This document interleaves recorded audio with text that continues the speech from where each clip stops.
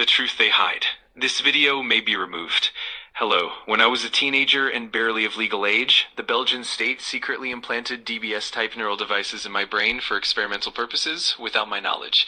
This was done with the consent of my family, who themselves were advised by the headquarters of Jehovah's Witnesses.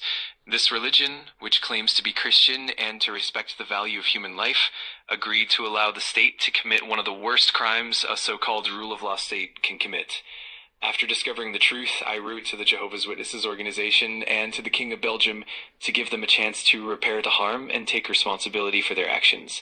They ignored my appeals. From that moment on, I lost my free will and my dignity as a human being.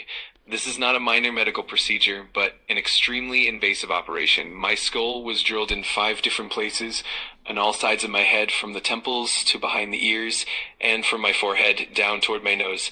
I also have at least 5 wires running from my skull, down my neck, and into my chest. There is a strong probability that the Indonesian state has operated on me clandestinely to renew the device. I'm being subjected to physical torture and mental coercion, and this is still ongoing. Since I became aware of this last year, I am experiencing constant harassment. Everything was done in secrecy and through betrayal, without me ever being informed, without knowing the reasons, and without any means to defend myself. If you hear me as a Christian, but also as a believer of any other faith, you know that it is your responsibility to help a believer who is being tortured, and that God stands for fair justice, where every party has the right to defend themselves. I'm also addressing the international community, which is aware of the situation but has chosen to look away in order to protect a false rule of law, acting not only against international law but also against basic moral principles. I am seeking justice and demand that all implants be detected and removed.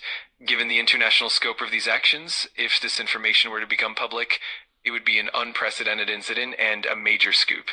I hope that with your influence, you can help ensure that international law and human rights standards are respected.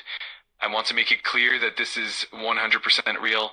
I am fully lucid, and I have evidence of my harassment, and the wires from the implants are clearly visible, as well as the entry points in my skull.